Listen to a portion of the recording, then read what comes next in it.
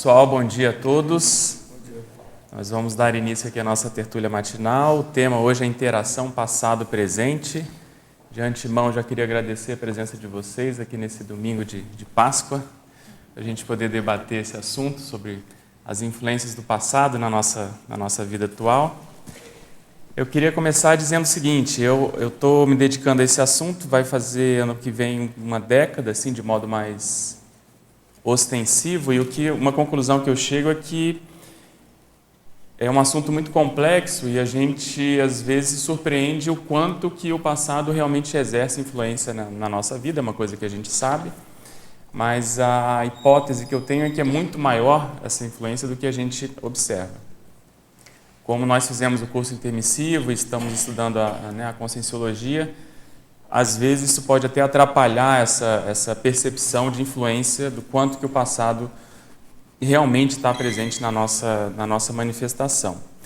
Então, um dos objetivos aqui, e eu não quero falar muito nessa tertúlia, eu vou abrir mais cedo para a gente poder ouvir mais, debater mais, trocar mais ideias e não ficar aqui falando, dando aula, e a ideia realmente não é essa.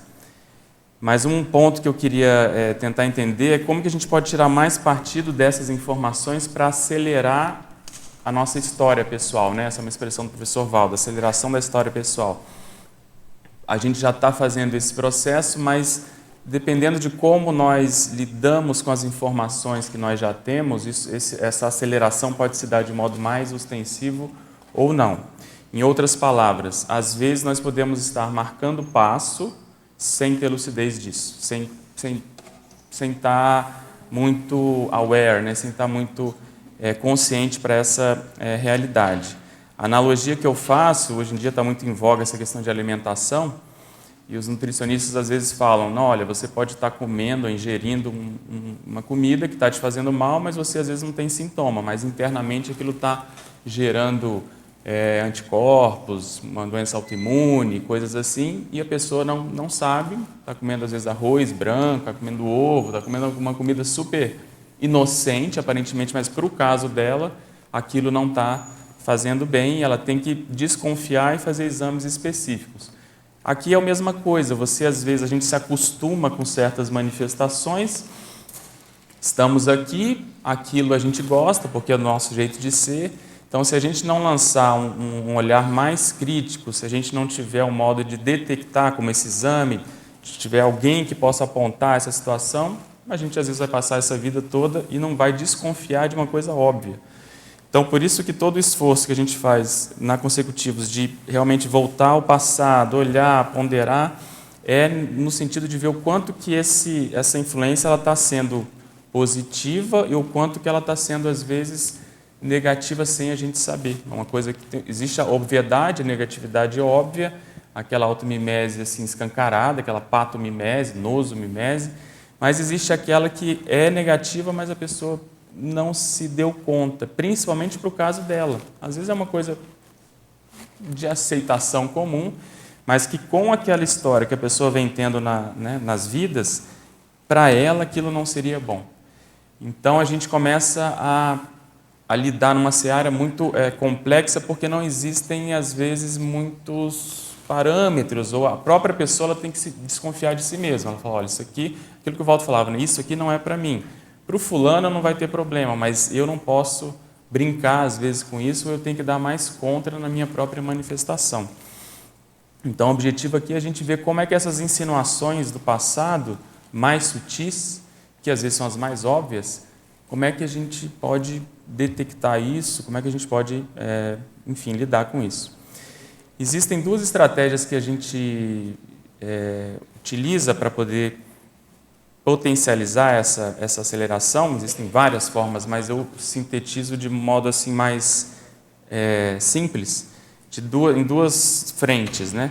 Uma delas é essa de você dar contra em você mesmo, quer dizer, você tem que acabar com o seu egão, tem que sempre desconfiar quando você está lidando com alguma coisa, principalmente quando você acha que tem razão, quando você está certo, quando você está muito, vamos dizer assim, dono de si, por cima da carne seca, é aí que você tem que, a gente tem que levantar todas orelhas e para orelhas, a butuca, e desconfiar, porque é nesse momento em que às vezes a gente tem que fazer certos ajustes. Então, isso que o professor Valdo chamava de egocídio, ou chama de egocídio, que é uma coisa até certo ponto virtual, né? Uma coisa assim impossível, a gente não vai acabar com a gente mesmo, mas é com essa má influência do egão, e que no nosso passado de monarquia, né? Nosso passado de poder, de política, isso foi muito inflado, tanto do ponto de vista da própria pessoa como do meio em que a gente estava. Então, se não houver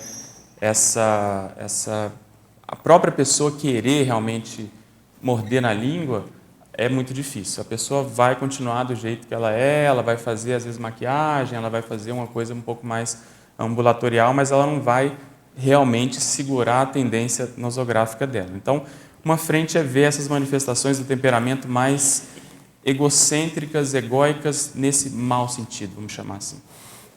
E outra frente que eu vejo é a pessoa analisar sempre o percentual de altruísmo que ela tem, de abnegação, de assistencialidade, isso na prática.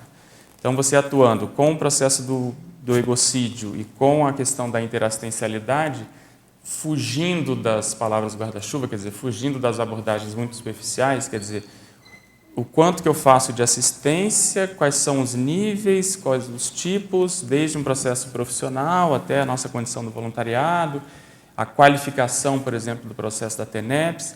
Então, quando a gente entra nesses detalhes, a gente pode ter um diagnóstico e ver o quanto que eu realmente estou acelerando do meu passado. Essa condição da gente analisar a assistencialidade que a gente faz, a ajuda que a gente presta, é uma das melhores ferramentas que eu vejo para poder descobrir a nossa trajetória, porque analisando quem chega para a gente, né, o tipo, a qualificação, as demandas, o que eles reclamam, a gente tem uma noção do que a gente fez ou deixou de fazer no passado.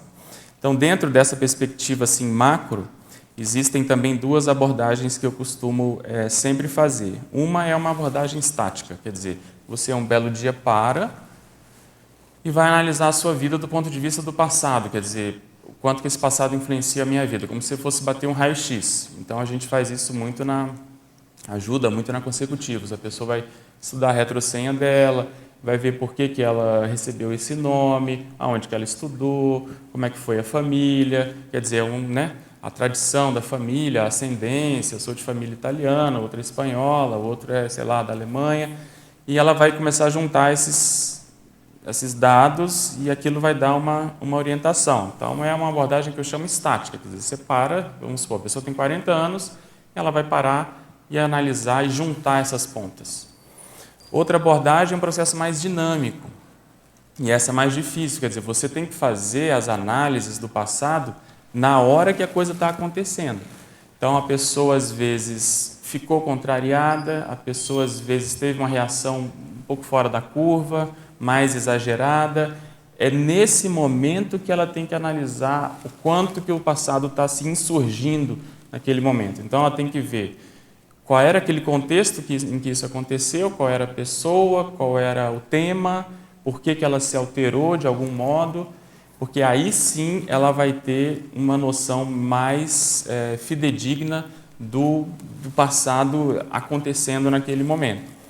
O professor Valdo tem uma abordagem que está escrito lá no meu mural, que eu paro e penso, porque eu acho que ela é muito complexa, que é exatamente isso. Ele fala que o processo do autoassédio, o final de um autoassédio, para ele se, vamos dizer assim, realmente acabar, para ele melhorar, para ele deixar de ser um autoassédio, ele acontece quando a pessoa está nos finalmente, está resolvendo o processo das interprisões, está limpando aquela condição, mas é nessa hora que surge aquele autoassédio, às vezes o final, vamos dizer assim, a ponta de um iceberg que lá atrás era uma coisa muito mais crítica. Então, em outras palavras, quando a gente está, às vezes, em situações críticas, com pessoas difíceis, com pessoas que, às vezes, entre aspas, puxaram o nosso tapete e que a gente se sente vítima e dono da verdade, é nessa hora que a gente tem que parar e ver que, às vezes, aquilo é o epílogo de uma situação muito mais crítica e que, se a gente não abrir mão, se a gente não souber lidar bem, aquilo ainda vai continuar mais um tempo. mas às vezes aquilo é os finalmente de uma situação que era muito, muito pior. Então, saber lidar com o processo de ser vítima não cavada e, ao mesmo tempo, não ser resignado, não aceitar, né? Não ser, vamos dizer assim, um processo até religioso nessa abordagem, você ter inteligência evolutiva para lidar com essas condições, não é fácil. Então, essa abordagem dinâmica, ela é muito mais assim, preciosa, porque a gente precisa segurar o bicho dentro da gente quando as emoções estão mais afloradas. Então, isso não é tão simples. Então, nessa abordagem interação passado-presente, eu sempre lembro disso e eu sempre fico de olho nisso, apesar de, obviamente, não ser fácil para ninguém. Então, é mais ou menos isso. Eu fiz várias abordagens, várias interações. Eu vou falando aqui, mas eu já queria abrir para vocês, quem quiser falar, a gente vai aqui trocando ideias, não vamos seguir, né, a tradicional, os 40 minutos tradicionais, então fiquem à vontade, como eu comentei no início, o meu interesse maior aqui é debater, é ouvir, é trocar ideias, até porque esse assunto realmente é muito complexo. Eu costumo dizer, com relação a isso, uma fala do professor Valdo, né, ele até virou para trás e pontuou isso para mim, que numa visita a uma Comunex avançada, ele perguntou lá para uma das consex que estavam lá qual assunto mais de ponta, o que ele poderia falar para o professor Valdo, o que eles estavam estudando, o que era uma ideia que ele poderia dar, e ele falou, olha, uma coisa que a gente se bate aqui ainda é essa que vocês chamam de serexologia, de entender esse mecanismo, como é que isso acontece. E ele falou isso para mim, eu falei, pô, mas se para você é difícil, para essa consex é difícil, quem somos nós, né? Nós estamos aqui batendo cabeça totalmente. Então, é um assunto muito, por um lado, instigante, por outro lado, realmente é muito complexo. É como eu estava lendo um livro, nós fizemos uma dinâmica nessa quarta-feira de psicometria com relação ao passado, né, à antiguidade que a gente está estudando. Tem um pesquisador que tem um livro sobre a antiguidade bem mais inicial, mesopotâmica e tal, e ele estava falando que estudar o passado é um pouco o passado, principalmente eles, né, eles vão lidando com informações e às vezes aquilo tudo como que quase que some, muda, porque novas informações surgem, aquela abordagem não era, então, e é o que a gente faz no executivo, você tem uma verpom, na verdade. Você tem uma informação que você considera aquilo, mas outras informações surgem que você começa a falar, mas poxa, não era para cá, mas tem essa outra informação aqui. Então, para lidar com o passado, a gente tem que saber lidar com incertezas. Você tem que deixar a coisa um pouco em suspenso e a prática, os fatos, a experiência, ela vai confirmando ou vai, às vezes, deixando certas informações ainda em aberto porque elas não fazem sentido. E na nossa experiência lá, às vezes, a gente quer coisa tudo para ontem, a gente quer saber quem foi, que deixou de ser, se é por aqui, se não é. Então tem que ter essa paciência, essa disciplina de ir pesquisando, acumulando dados e deixar a coisa em aberto. A gente tem um grupo de pesquisa do Egito Antigo, essa semana, se não me engano, foi a Aline, né, que postou uma informação lá que descobriram pedaço de pedra, vamos chamar assim, mas como se fosse uma tabuleta de uma imagem da Hatshepsut, que é só assim, é como se pegasse uma imagem dela, mas como se fosse só um desenho aqui. Aquilo é uma pedra isolada, mas como eles já tinham, né, já sabiam que aquilo existia, eles encaixaram aquela informação ali. Mas pensa pegar essa tabuleta, esse pedaço de pedra, só aquilo, com quase um delineamento de um rosto, aquilo de quem é, de quando é e tal. Então, nós estamos mais ou menos nessa. Às vezes, vem informações como aquilo realmente não faz muito sentido. Mas, se não houver uma organização de acúmulo de dados, quer dizer, a pessoa realmente ter uma organização de tabular esses dados, de ter um espírito mais científico, de não querer forçar a barra no sentido de decidir, a gente não consegue formar essas imagens, não consegue ter vamos dizer assim, uma informação um pouco mais consistente. E aí, para fechar minha fala, a gente entra numa condição que é um pouco paradoxal, que é o seguinte: para ter informação do passado, quanto mais eu me abro aqui para o presente, quer dizer, quanto mais eu caminho na minha ProEx, de peito aberto, Na prática, o que é isso? A pessoa realmente quer mudar, ela vai lá na Conscius, ela vai na OEC, ela busca feedback, ela não se acomodou dentro das verpons da Conscienciologia, ela quer entender mais, ela quer executar a ProEx, ela quer... Essa pessoa, esse abertismo é o que mais causa também um acesso mnemônico maior, um abertismo mnemônico maior. Isso é totalmente paradoxal. Então, em outras palavras também, quer dizer, a gente não vai parar a vida para poder ficar olhando para trás e ficar ali querendo saber. É um processo também dinâmico, quer dizer, você vai caminhando com as coisas aqui e esse caminho, essa frente que você vai abrindo, ela vai polarizando as coisas do passado, porque você está chamando as pessoas do seu passado, sabendo ou não, querendo ou não. Você vai polarizando nesse sentido e as coisas começam a convergir. E aí, dependendo do nível, da qualidade, do mérito, do próprio, vamos dizer assim, contexto holocármico, pode começar a haver acessos de amparadores no sentido de abrir mais, né? Quer dizer, a pessoa caminha 10 passos, às vezes, à frente, porque houve uma intercessão específica, ostensiva, mais ou menos, de um ou mais amparadores, para mostrar para a pessoa que realmente é ali, que ela tem a ver com aquilo. E quando tem isso, às vezes é uma situação que faz a pessoa pensar. Quer dizer, é uma situação que às vezes não é tão confortável. Isso é outra coisa que a gente sempre comenta, né? Quer dizer, quanto mais a gente vai para o passado, mais gera um certo desconforto na nossa manifestação. Então, uma das coisas da personalidade consecutiva que mais são assim benefícios, são dividendos que a gente considera, é você ter um ajuste melhor da sua autoimagem, saber o que você é. Quer dizer, você não é nem aquilo tão ruim como você achava e nem tão bom também como você idealizava. Então, esse ajuste fino a personalidade consecutiva dá.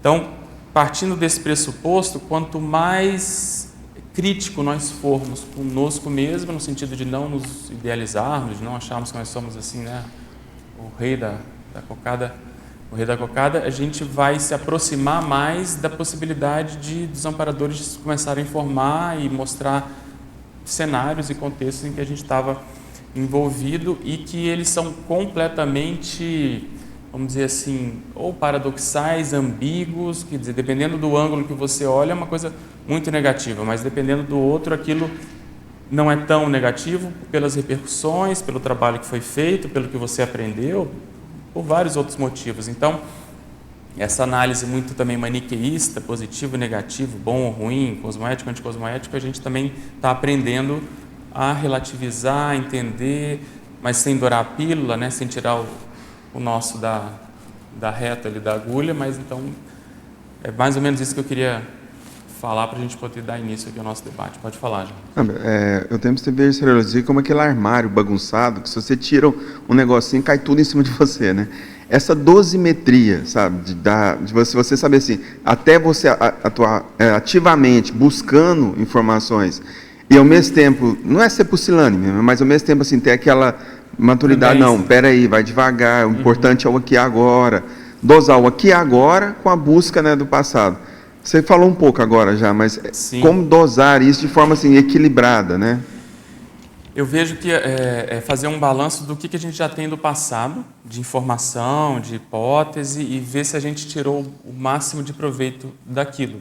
Porque há uma tendência da própria natureza humana da gente tecer ou comentários, ou diagnósticos, ou análises de modo muito rápido, assim, de modo mais quase que a priorístico, assim, quer dizer, putz, eu estava envolvido com isso, vamos supor, é da monarquia, isso sei lá, é da magia, é uma coisa... A gente já tem certos estereótipos. Então, se a gente puder fazer um aprofundamento com as informações que nós já temos, talvez a gente comece a acessar esse padrão de análise que é o que os amparadores querem. Quer dizer, eles querem que a gente tire mais partido daquilo, mas saindo da superficialidade do óbvio. Quer dizer, o óbvio é às vezes o que é mesmo, é negativo, é mais positivo, é mais isso, é mais aquilo, foi bom, foi ruim, mas a gente vê o que mais isso está me dizendo e o quanto que eu ainda tenho disso, porque às vezes o que falta é fazer esse upgrade de, vamos dizer assim, de manifestação. Então, eu já sei vamos supor que eu era super positivista, materialista. Hoje eu estou aqui e trabalho com parapsiquismo, mas será que ainda não tem certas manifestações de ceticismo, de valorização de algum aspecto do materialismo que eu ainda não me dei conta? Então, fazer uma camada um pouco mais profunda, espremer mais as informações que a gente tem, porque aí às vezes a gente vai estar chegando no nó gordo ali, colocando o dedo na ferida e vai fazer uma análise um pouco mais madura. Então, tudo tem que caminhar para ver qual é a minha responsabilidade nisso, além daquilo que eu já sei, além do óbvio, sem cair na vitimização, que é difícil, porque a nossa tendência às vezes errei, não presta, o quê? A gente começa a se assediar com aquilo. Então, essa linha entre lidar com informações difíceis do passado e não se assediar, que é o armário vindo na nossa cabeça, né? As coisas descendo na nossa cabeça, vamos dizer assim, o segredo, quer dizer, poder lidar com uma cirurgia super infectada, super purulenta, super difícil, e você conseguir sair dali mais ou menos limpo. Então, só que como a gente está envolvido, existe esse processo de autoimagem, quer dizer, a gente não gostaria de estar tão ruim assim. Mas, por outro lado, se a gente está podendo entrar naquela cirurgia, tem algum mérito, tem alguma condição que levou a gente para aquilo. Então, se apoiar nisso, quer dizer, se apoiar no fato de ter feito curso intermissivo, de estar estudando isso, de ter uma racionalidade maior, de contar com gente, que eu acho que é a coisa mais séria que nós temos aqui, quer dizer, pessoas com as quais você pode trocar ideias, né? O que você acha disso? Você acha que eu estou exagerando? Você acha que é tão ruim assim? Você acha, entende? Porque a nossa tendência é pegar um chicote e ficar batendo na gente. Então, isso é o mais, vamos dizer assim, é o segredo do sucesso. Quer dizer, a gente tentar atuar como se fosse uma consciência. A gente, no curso intermissivo, a gente fez isso, bem ou mal. Quer dizer, você não tinha como voltar para aquela situação, mas aquela situação foi mostrada para você.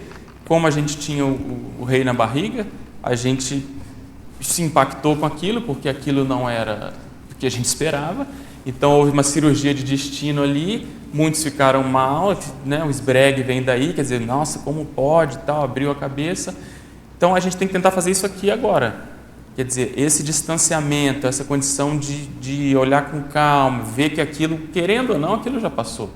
Por outro lado, não passou porque tem a influência ainda, mas já passou, a pessoa pode mudar assim. O pior já passou, quer dizer, ela está tendo condições de ver a doença que ela tem hoje. Então, que é aquilo que eu falei antes da abordagem mais dinâmica, quer dizer, você na abordagem estática, você fala, putz, eu tenho a ver com esse contexto. E esse contexto, as características são mais ou menos essa, a tendência é essa.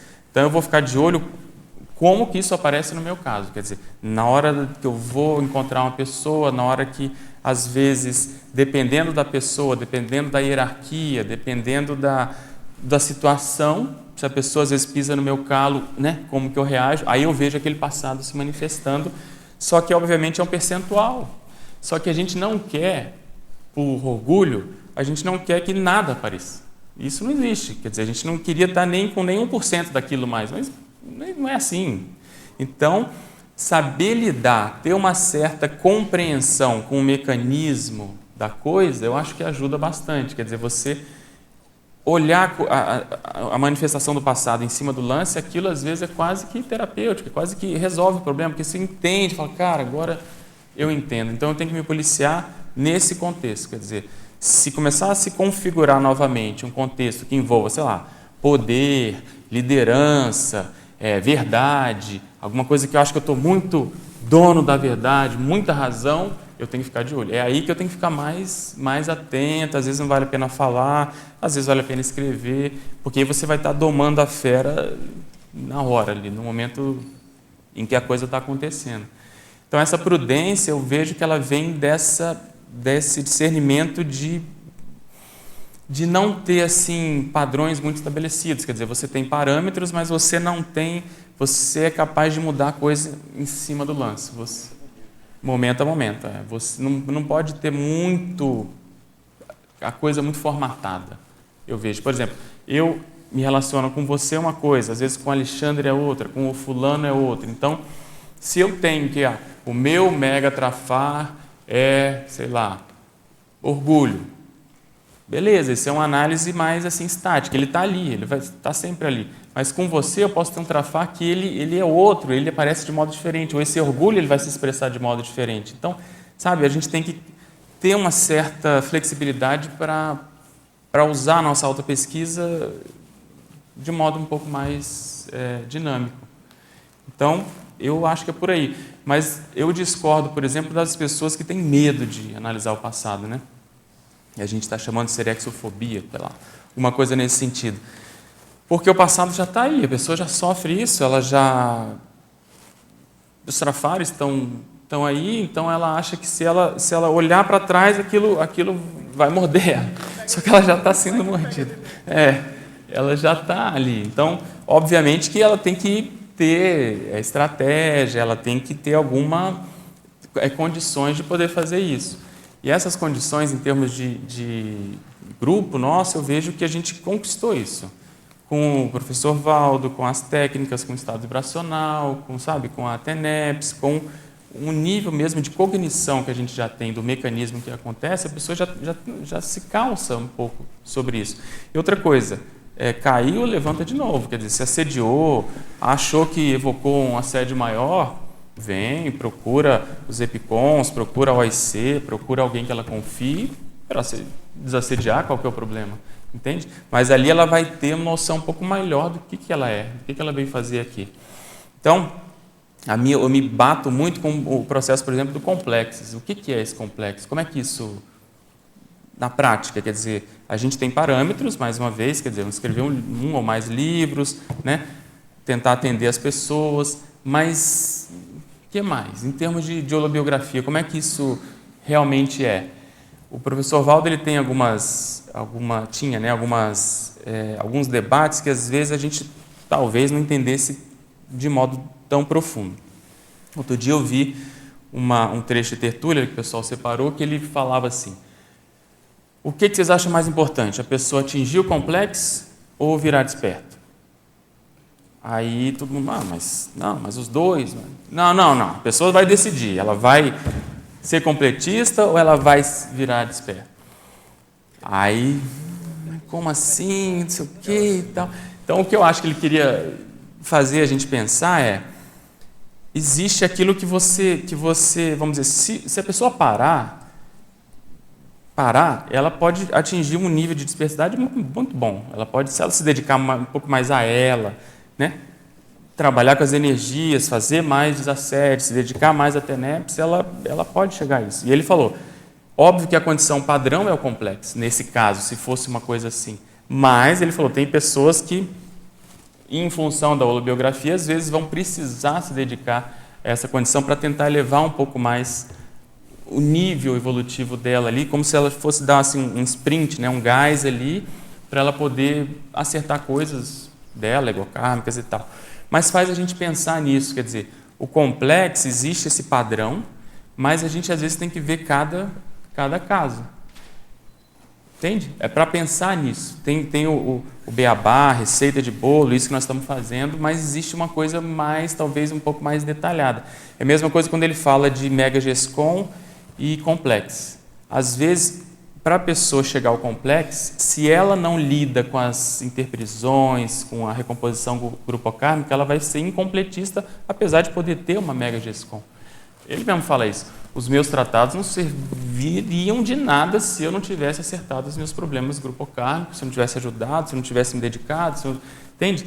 Então, essas noções em termos holocármicos é que a gente tem que estar bem apurado. Quer dizer, às vezes a gente pode usar desculpa eu já ouvi isso várias vezes e eu até acho que erro, às vezes, por excesso, indo para o outro lado, que é a pessoa falar, eu vou parar tudo, porque eu vou me dedicar a um dicionário agora, eu vou fazer minha mega GESCOM, então não posso mais voluntariar, porque eu tenho que priorizar meu tempo. Então, essas decisões são muito difíceis, não que elas estejam erradas, mas eu acho que é a exceção a pessoa que pode se dedicar a isso, entende? Então, a pessoa fala, olha, agora eu vou me dedicar à dispersidade só, valeu, né? O pau comendo no voluntariado, e a pessoa, assim, é difícil decidir. Ele falou, não podemos botar muita mão na cumbuca, depende de cada caso, mas, sabe, eu priorizaria o que seria mais o complexo. O que é o complexo? É você ver a realidade ao seu redor, o que está sendo, né, o que está precisando, você vê que há uma carência grande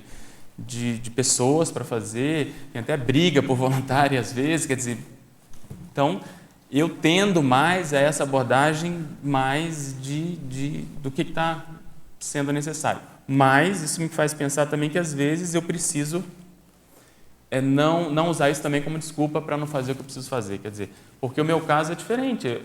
Por que eu tive certas informações? Por que o Littré fez coisas que eu, às vezes, ainda estou longe de fazer em termos de produção intelectual? E se eu continuar como eu estou fazendo, vai ser muito difícil, por causa do meu trabalho, por causa das coisas, por causa do meu jeito, que eu me acostumei a fazer as coisas de modo, várias coisas ao mesmo tempo, entende? Então, cada caso a pessoa tem que ver. Se isso aqui está muito fácil para mim, talvez eu esteja fugindo daquilo que eu preciso fazer. E uma coisa, às vezes, para a pessoa é o contrário da outra. Então, é difícil fazer essa análise. Alguém mais queria falar? Acho que falar. Quase assim filosófica a minha dúvida. Eu vejo assim, eu estou estudando selexologia, né? A gente está estudando na Consecutivos e eu vejo dois níveis assim que a gente está tentando, tateando e tentando aumentar a nossa cosmovisão. Um é o nível particular, né? Holobiográfico, a auto-holobiografia da pessoa, que é um caso particular, bem idiosincrático, né? A sua história pessoal. E o outro é a gente tentando entender como que a serexologia, as leis da serexologia do karma funcionam, que já seria mais uma generalização, a gente tentar entender essas leis. Uhum. E como a gente tocar essas duas frentes simultaneamente. Especificamente no caso, por exemplo, da cobaiagem serexológica, né? Como é que você vê isso? Hoje em dia eu tenho a tendência de achar, primeiro assim, eu concordo com você que a preocupação é excessiva, e eu acho que existem várias salvaguardas aqui no ambiente que a gente está estudando, para que, se essa informação vier, você mesmo já tenha dado o aval para quem trouxe essa informação, que você talvez seja capaz de aguentar, ou que aquilo vai trazer mais benefício do que prejuízo para o seu caso particular. Mas como conciliar essa exposição de informações que talvez sejam úteis mais para você, da tua pesquisa holobiográfica, que façam sentido para o seu caso, com essa, vamos dizer, com essa oportunidade de você ter um case que você estude por indução, ou empiricamente você consiga, a partir desses casos práticos, você chegar a conclusões também que possam ser um pouco mais gerais, que possam ajudar no estudo. É difícil, essas coisas elas são um pouco separadas, mas acho que há uma interseção nessas abordagens, que é uma coisa que precisa muita maturidade, que a gente ainda não conseguiu, até por causa de tempo, mas a gente já desde o início a gente fala isso lá na Consecutivos, né? As pessoas falam, e eu falo, e todo mundo concorda, que é você usar, como a medicina faz, a consciência terapia faz, você usar um caso e depois você despersonalizar aquele caso. Então, vamos supor, vocês têm lá, por exemplo, a hipótese da questão do Império Romano.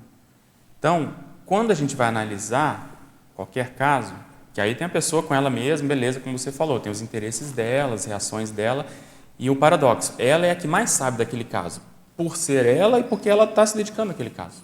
Isso eu vi, só um parênteses, com o caso do Darwin. Quer dizer, o caso do Darwin, ele sabia muita coisa da história do Darwin, só que ele acabava até defendendo muito a biografia do Darwin. Então, isso não é bom. Mas, por outro lado, na argumentação dele de defesa, ele estava certo, porque ele tinha lido mais. Então, é meio complexo isso. Mas, enfim, a gente saber usar, ter maturidade, primeiro da própria pessoa, para ser realmente uma cobaia de peito aberto, que não é simples. Você ouvir certas abordagens, certas análises de pessoas que às vezes não leram tanto, de pessoas que às vezes juntam pontas muito rapidamente, enfim. Mas a gente fazer a generalização possível desses casos. Quer dizer, o que esses casos do Império Romano eles estão mostrando para a gente, dependente de quem seja, em termos de Serex e principalmente em termos da Max Proex atual. Por exemplo, pega o Senado Romano. O Senado Romano sei muito pouco, mas as forças que haviam ali, as intrigas, os grupos, a polarização de certas lideranças, vamos supor, o Cícero, aquele funcionamento daquele grupo, será que ele está sendo reproduzido aqui em algum contexto de poder, por exemplo? O que a gente pode tirar de partido disso? O que a gente pode tirar de profilaxia dessas condições? Porque uma coisa eu sei, que é o tema da nossa tertúlia hoje, a coisa se repete de modo muito, muito escancarado, mas muito escancarado mesmo. Então, partindo desse pressuposto, é que a gente teria que falar por que eles abriram certos casos recentes e certos casos do passado. Às vezes falta a gente unir essas pontas, entende? Em termos assim gerais.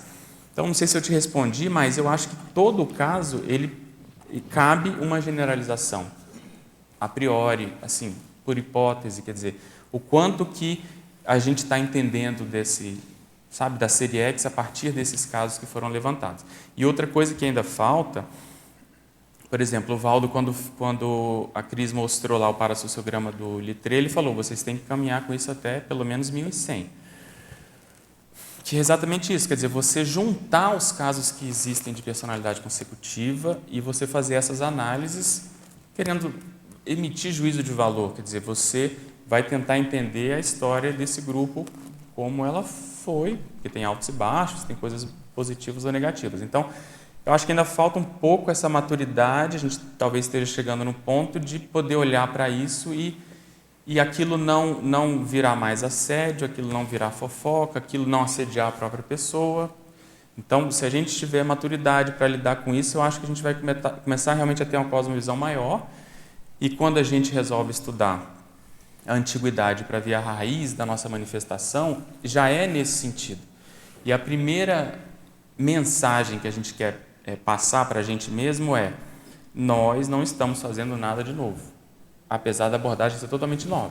Mas assim, a série X, você sabe melhor que eu, o Jarbas, o povo que estuda, não tem novidade nenhuma e tem abordagens às vezes mais avançadas do que a nossa. Você pega um Pitágoras da vida, você pega Empédocles, você pega algumas personalidades.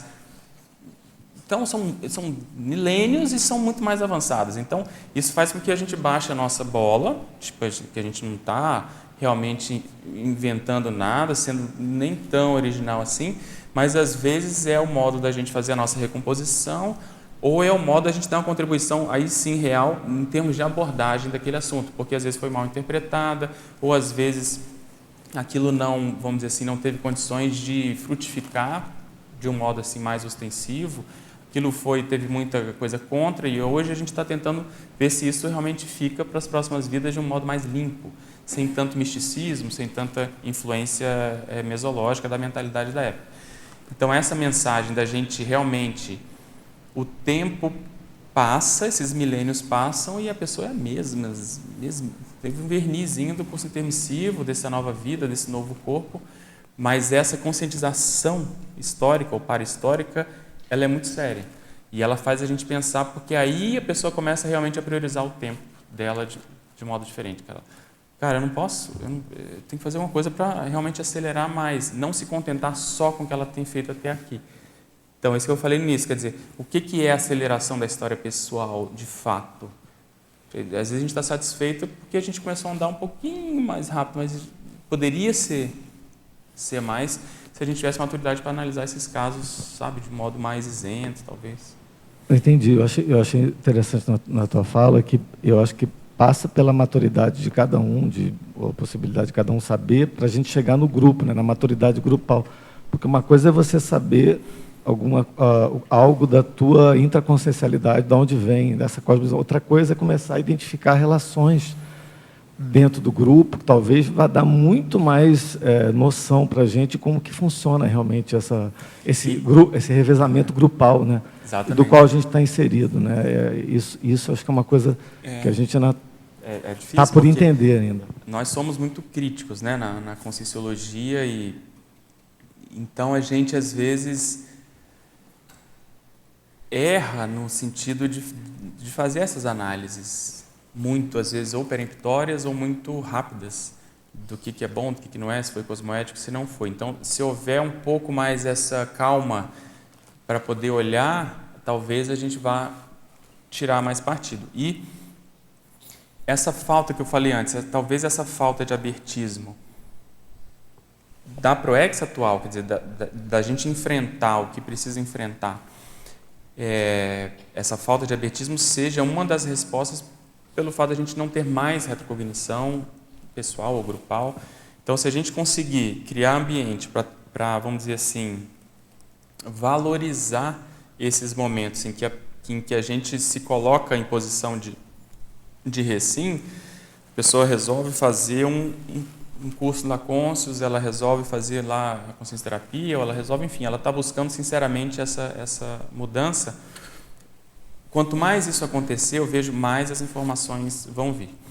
Uma coisa que até a gente estava falando ontem, eu vou ver se eu dou um curso, surgiu uma data lá para dar um curso, estou pensando em bolar alguma coisa nesse sentido, que é exatamente entender por que em determinadas abordagens, ou cursos, ou acoplamentos, você consegue, às vezes, acessar muita informação do passado da pessoa, você pode ter a ver ou não, mas, enfim, você acessa muito, e outras nem tanto. Então, eu vejo muito isso no imersão, nos acoplamentários, quer dizer, lá no imersão que a gente fica uma semana, né, a pessoa fica uma semana fazendo experimento retrocognitivo. Tem casos em que a coisa ela se abre muito e você realmente vê muito fidedigno, você tem muita informação. E aí eu queria estudar, primeiro, por que isso, quais são as variáveis, eu sei, e aí é a tentativa de generalização que a gente estava falando. Eu sei que às vezes varia da própria pessoa, óbvio, do quanto que aquilo vai atender as consequências que tem a ver com ela, o momento dela, o quanto que ela já caminhou, mas eu queria entender por que uns vêm de uma forma, outros vêm de outra. Uns vêm pela clarividência, outros vêm, sei lá, pela clareaudiência. O mecanismo muda, quer dizer, será que é porque a consequência específica muda, que está passando a informação? Será que quem está percebendo também, às vezes, não está no dia bom, está no dia melhor? Enfim, variáveis assim, porque se a gente conseguir otimizar essas variáveis, talvez a gente consiga ter um nível maior de acesso. E aí é uma coisa que realmente, para estudar o passado, a fórmula ou forma mais direta é o parapsiquismo, é a retrocognição, é esse acesso mais direto em que você vê uma cena, que aquilo não é imaginação, você não está, né, já tem experiência suficiente para poder separar uma coisa da outra, e aí você acessa aquela informação e ela é um pedaço, mas ela é concreta, ela é real.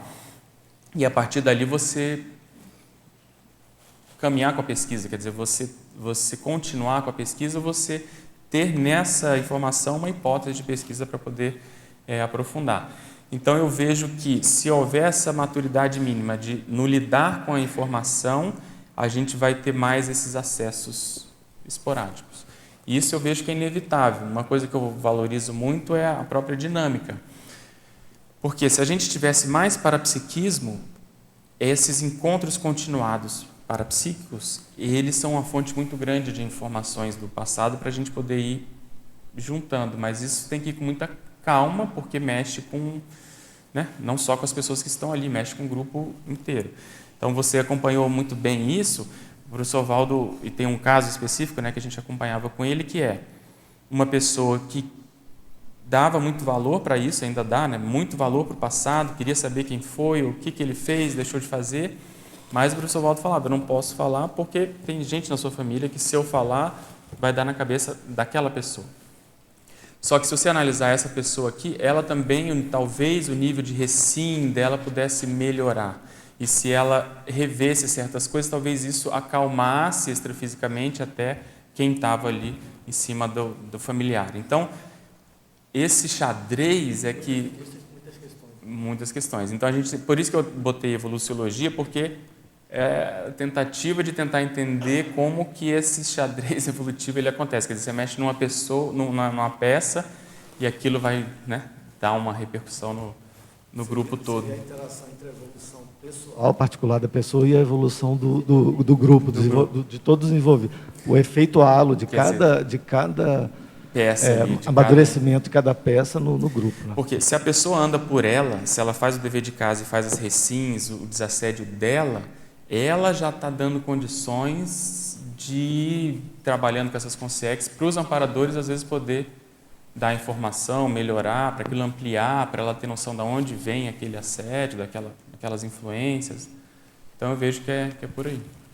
Pedro, eu gostaria de abordar a questão da autopesquisologia, a questão da autobiografia, holobiografia, abordando o holossoma, nessa questão de busca de dados, de informações, né, dentro da autopesquisa. Por exemplo, analisar trafares e trafores é muito importante. E eu parti, no meu caso, da questão de analisar os trafares. Eu sei que não é legal, tá? Para muita gente que está com baixa autoestima, eu não tenho problema de baixa autoestima, mas para quem tem não é bom. É bom começar pelos trafores. Mas eu vi a questão da doença. A doença é um trafar, né? E ela aponta informações. Você sabe da situação que eu tenho, questão do efizema, você lidou muito com isso, e ela me apontou muito o meu passado. Quando começou a apontar, eu não fui fumante nesta vida, e coisas do passado, comecei a analisar como era a minha vida no passado, e fui pegando informações através dos sintomas da própria doença. Então, né? Isso é muito importante. É uma abordagem bem assim interessante. A Michele está puxando essa abordagem da paragenética e ela é muito rica. Só que ela, como você falou, ela não é fácil, porque quando a gente tem uma doença crônica, isso é muito difícil a pessoa lidar com isso de um modo assim separado, natural. Então tem que ir realmente com muita calma, como você falou. A própria pessoa tem que fazer essas hipóteses, porque não dá muito para generalizar demais, quer dizer, achar que toda doença no ouvido significa não sei o que lá. Não, eu acho que deve ter um padrão, um campo semântico dentro disso. Eu acho que sim, quer dizer, aquilo tem uma mensagem para a pessoa, uma determinada doença, mas é a própria pessoa que tem que ir puxando. Se ela que dá o ritmo, quer dizer, a gente tem até a assessoria de paragenética lá, e tem casos desse tipo, em que a pessoa ela traz a pesquisa dela, a gente vai tentar fazer algumas abordagens, ver o que a gente consegue ajudar, mas é realmente devagar. É igual mexer no armário lá, você tem que ir mexendo, porque às vezes a pessoa... mexer, né? Tudo que mexe no soma é mais complicado. Seja a doença, seja o tipo, seja a forma, seja o gênero, tem que ir tateando. Mas eu concordo.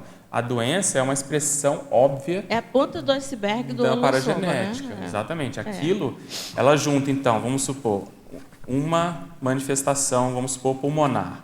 Aí ela vai, se fosse eu faria desses trafares que eu tenho, qual que é o que mais comunica, conversa, dialoga com essa manifestação aqui. Depois, isso aqui vem normalmente de que contexto do passado? Seja onde for, seja em que época for, mas qual é o problema ali? Qual é a dificuldade? Qual é a rede, né? Pesquisista. Qual é a rede? Qual é aquilo que a pessoa não está abrindo mão? Ela gosta daquele trafar, daquela manifestação, e teve que chegar num ponto daquilo se materializar no soma, né? Somatizar. Primeiro, para ela perceber, segundo, às vezes, para servir como um freio, porque se não fosse aquilo, ela talvez tivesse uma liberdade maior de continuar cometendo excessos, vamos supor. Então, essas análises elas têm que ser feitas desse modo, mas sempre deixando a coisa em aberto ainda. A não ser que ela tenha realmente uma retrocognição, que ela junte as pontas, quer dizer, uma manifestação lá com um problema atual aqui, tem que ir devagar. No meu caso, pelos sintomas do próprio enfisema, que é um enfisema disfarçado, né, porque não é realmente um enfisema propriamente dito, eu vi os sintomas que eu sentia pontada, acho que até falei para você, como se fosse uma espada, e tive retro de um duelo, que eu que eu dessomei nesse duelo, né? Agora, então, tem que ver, aí você vê disso, o passado, a questão do belicismo, né? Duelo, arma, essas coisas. Mas, além disso, deve ter mais informações aí. Aí, por exemplo, vem o psicossoma.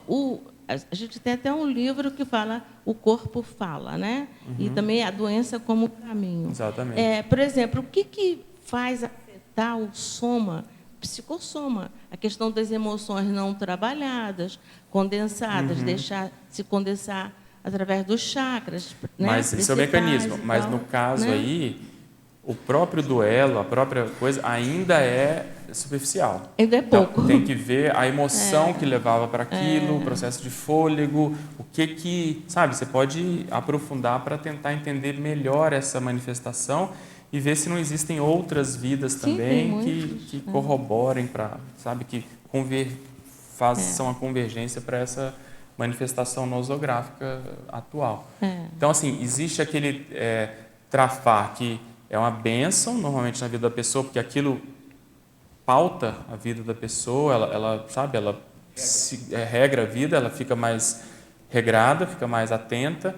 Existe aquele outro que é mais da expiação propriamente dita, quer dizer, a pessoa ela está purgando o karma, como se fala na linguagem vulgar, na linguagem comum. Fazendo a virada, você faz? Os dois são isso, mas existe um que a pessoa é como se fosse mais devedora e a outra pessoa não, ela é às vezes mais lúcida, tem até macrosoma, mas aquilo vem paradoxalmente para ajudar a pessoa. Mas não é o meu caso, ainda devo muito para... Obrigada. Pode falar.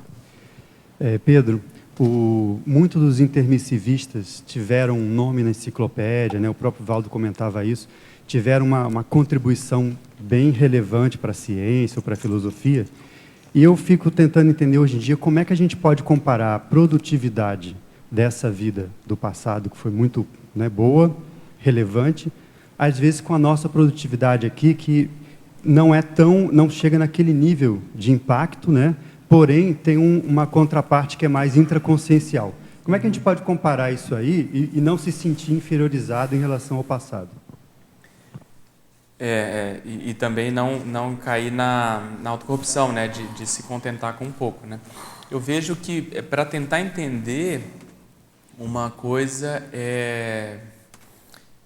o Sprague, eu acho que explica um pouco isso, quer dizer, o impacto das ideias faz com que a pessoa ela fique um pouco mais reticente, e aí a análise que ela fez das obras do passado, por mais que tenham ajudado, ela fica um pouco reticente pelo processo egokármico mesmo, pelo processo intraconsciencial, quer dizer, ela teve um impacto, a gente tem, não sei se a Thelma está aí, mas o caso público da Thelma, né, da Corelli, é bem isso, quer dizer, é uma produção muito grande, o próprio Littré pode entrar nisso, quer dizer, o Darwin. Então, eu entendo isso como um processo do Sprague, quer dizer, você abala um pouco a intraconsciencialidade, mais ou menos, mas você abala, e a consciência vem aqui, ela fica um pouco mais reticente. Isso é um fato. Agora, outra coisa sem querer, né, justificar e ficar por isso, mas é o seguinte, essa vida, como você comentou, ela é muito de convalescência. Então, assim, só o fato da pessoa se manter, dela entender na teoria os conceitos, dela manter a convivência aqui, dela ter alguma produção, por um lado, já é uma bênção, porque é uma vida muito marcante. Eu costumo dizer que é a primeira vida do resto das nossas vidas. É uma vida muito marcante que vai fazer totalmente a virada. Só que acho que o pulo do gato é passar rápido por essa fase. Quer dizer, beleza, fiquei abalado, estou em convalescência, mas se eu conseguir ter uma produção muito expressiva, aí nós vamos começar realmente a sair da curva. Quer dizer, a gente vai render muito mais, porque você já está com tudo à mão, mas às vezes a gente realmente não consegue, a gente se enrola, o passado vem e não deixa. E essa questão do passado vir e não deixar tem um pouco a ver com isso, quer dizer, além do aspecto intraconsciencial da pessoa estar abalada, vem a cobrança. É aquilo que o professor Valdo falava, a pessoa vem cheia de gás, começa a voluntariar, quando ela começa a aparecer um pouquinho, os assediadores falam, ó, a pessoa lá. E aí fazem pressão, a pessoa, ela para. Só que isso acontece, a pessoa sabendo ou não do passado. Todo mundo que chegou aqui teve pressão. Quem faz ECP1, ECP2, quem faz curso, tem isso na semana, teve, e sempre vai ser assim. Então, a gente não pode supervalorizar isso, mas ajuda a entender essa inconstância. E essa inconstância, eu vejo que ela é em todos os níveis. Quer dizer, eu me desassediei um pouco para ter uma produção mais assim expressiva de verbetes. mas continua, a minha inconstância ela é muito grande, porque tem outras variáveis, quer dizer, você às vezes sai um pouquinho do nível, mas não significa que você conquistou agora, sabe, voo de cruzeiro, ainda não é. Então, vai ser quando a gente tiver uma manifestação igual do professor Valdo, que ele não deixava nada abalar a produção dele e fazia milhões de coisas ao mesmo tempo, atendia todo mundo, ia, saía e tal. Então, esse nível de cruzeiro que para mim é um parâmetro, quer dizer, se ainda há muita interferência na produção, no meu caso, o nível ainda não é essas Coca-Cola todas. Então, a gente produzir no passado tem talvez um atenuante lá atrás, que o nível de desassédio que existia talvez não possa se comparar tanto com o nível aqui, porque essas ideias em termos de repercussão, elas geram assédio por elas mesmas, quer dizer, não é o assediador que vem contra mim, mas ele sabe que para o meu livro sair, ele vai esclarecer pessoas, então ele não vai deixar, ele vai fazer essa pressão, como é no curso. A gente deu uma complementar agora de Holocarma na maior tranquilidade e inocência. Foi o pior dos últimos todos que eu dei. Quase dessomamos ali. Entendeu? Apanhamos assim. Então, tem isso, quer dizer, você tem o tema que você está trabalhando, ele gera uma certa confusão. Marola, ele vai fazer isso.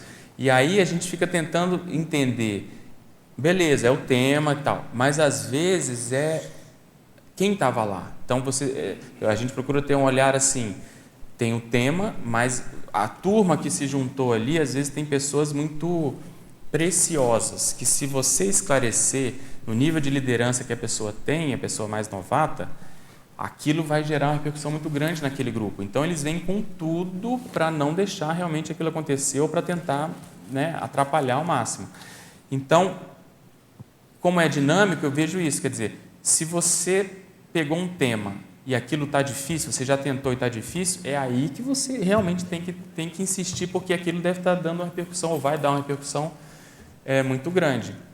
Então, quem tem um pouquinho mais de experiência com assuntos, e o verbete proporciona isso, né? Quer dizer, hoje eu tenho uma pequena cosmovisão de temas, eles são quase 100 verbetes, alguns são de serexologia, outros nem tanto.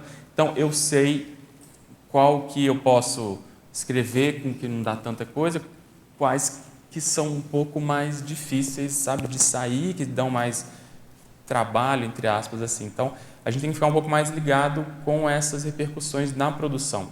Talvez não ficar só sai ou não sai.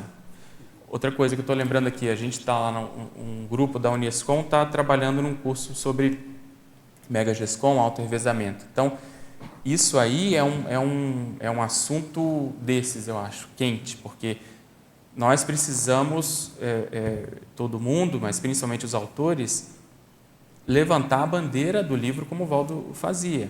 Porque aqui e acolá a gente vê abordagens de o livro não é para todo mundo, nem todo intermissivista precisa escrever livro, aí você começa a ver que, entendeu? A pessoa vai para um outro lado, que não é esse, a gente precisa falar, não é bem assim. A priori, todo mundo deveria escrever um livro porque é a base, a pessoa tem um auto-revezamento, ela tem que atender o povo dela, ela tem que se autodesassediar para poder escrever. Então, não deixar cair nessa condição, porque vem a pressão, eles começam a dar ideia para a pessoa, olha, mas isso não é para todo mundo não, você no seu caso não é assim, olha isso, fulano também, poxa, ele é doutor, você não é doutor, quem é você e tal. Aí a pessoa começa a criar certas coisas na cabeça dela, ela vai para o acostamento. É que o Valdo lembrava isso da gente todo dia, né? E batia nessa tecla, não deixava essa temperatura cair, né? Perfeito. Então, o que eu vejo? Uma das coisas mais sérias que tem é a questão de holopensene. Então, assim, se a gente não conseguir manter o holopensene desse nível de desassedialidade geral aqui, nós vamos ser engolidos pelo holopensene normal da SOCIM, dos assediadores, da pressão que vai vindo, a gente vai se acostumando, a gente vai vendo coisas, entre aspas, lógicas, como esse caso. Não, mas não é para todo mundo. Mas eu já tenho uma idade. Não, meu trabalho é mais com a TENEPS, meu trabalho... E aí a pessoa vai para o acostamento.